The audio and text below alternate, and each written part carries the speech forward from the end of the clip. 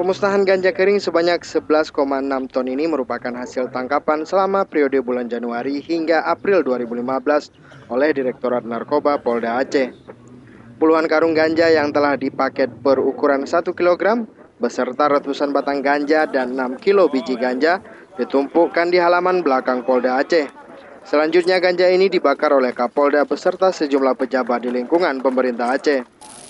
4 orang tersangka beserta 2 truk yang ditangkap mengangkut ganja juga ikut dihadirkan di lokasi. Kapolda Aceh Irjen Husin Hamidi mengatakan, selama tahun 2015, Polda Aceh juga telah memusnahkan 91 hektar ladang ganja di sejumlah kabupaten di Aceh. Tahun ini saja kita sudah melakukan pemusnahan ladang ganja seluas 91 hektar. Ya. Kemudian belum lagi kita lakukan penangkapan ganja kering yang sudah siap edar, sudah di packing, ya, berbal-bal dan siap diedarkan ke luar daerah. Setiap bal itu 1 kilo. Untuk tahun 2015 kita lakukan penangkapan sebanyak 11 ton lebih.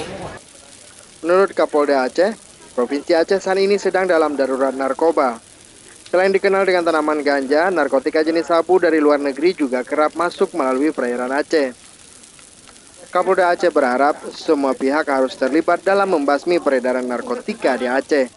Tidak hanya tugas polisi, pemerintah daerah juga harus terlibat dalam memutuskan mata rantai peredaran narkoba di Aceh. Dari Banda Aceh, Hendra Saputra melaporkan untuk Aceh Video.